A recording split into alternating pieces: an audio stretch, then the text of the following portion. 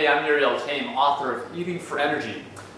This is Raw Food 101, and this is a series of videos I'm putting together to give you the basics of what the raw food diet's all about, and really what, in general, what good eating, healthy nutrition is all about, and that's what I'm going to share with you over the next several videos. So today we're going to be looking at one raw and living foods, and is there a difference? Well, let's look at the first one. A raw food is pretty much anything that is in its natural state. It hasn't been cooked, technically over 118 degrees Fahrenheit, because that's the point at which the food enzymes within that raw food are destroyed.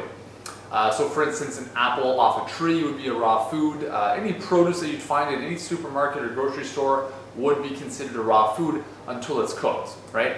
At that point of boiling or steaming above 118 degrees Fahrenheit, then the food becomes dead pretty much.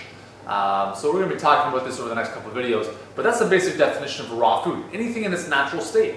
And we're generally talking about fruits, vegetables, sprouts, nuts and seeds. I'm not really a huge proponent of the raw meat, and obviously raw meat would be a dead thing. So we're not talking about the animal products, we're talking about natural foods, plant-based, vegan if you want to call it that. So that's a raw food. What's the difference though between a raw food and a living food? And that's an interesting question, because I don't think a lot of people truly understand the difference. And to demonstrate this, I want to kind of show you an example using almonds. So I have a jar of raw almonds here. I keep these in the fridge. So this is, if you can see it up close, it's an organic raw almond, right? That's great, no problem. That's all good. So that would be a raw food. That's a raw food.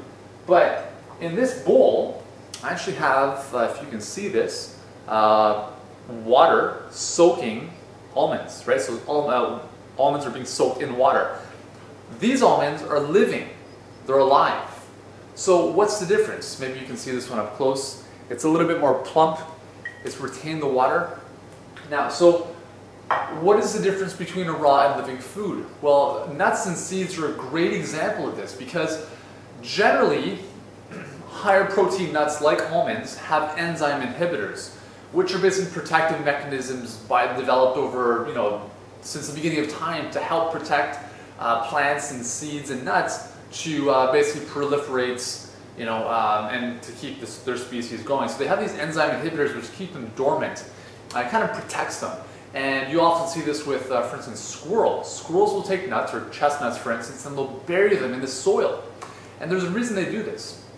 So if we have a raw almond, there's enzyme inhibitors in here, which basically mean that the almond is dormant, right? The enzymes protect the almond and not really allowing all of its nutrients and enzymes to really come out to play. However, once you moisturize it, once you expose it to water for a couple hours in this case with almonds, those enzyme inhibitors are now disarmed, which means that all of the enzymes in this almond are now unleashed, which means that your body can digest them a lot easier.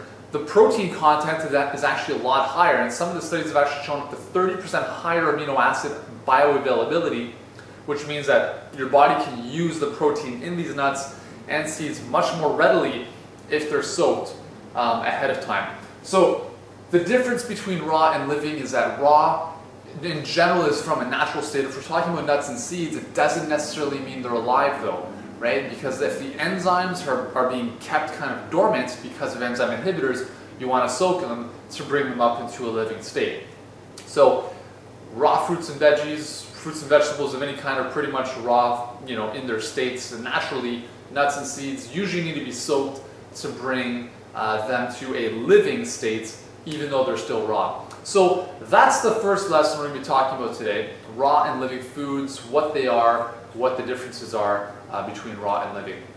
Hopefully that's helped you out. And if you want a ton more information on the raw food diet and really how to get started with it, you're going to want to go to eatingforenergy.ca/rawfood101. And when you go to that website, or that web page I should say, you can get access to a ton of information, including all of these videos I'm putting together on the basics of the raw food diet. So the website's at the bottom of this video. kind of see it right down there. Go check it out, and you're going to get a ton of information to help you start eating a lot healthier. And even if you want to become a raw foodist, you can start to incorporate some of these principles into your diet to make a huge difference in how you look and feel. I'm Uriel Kane, and I will see you in the next lesson.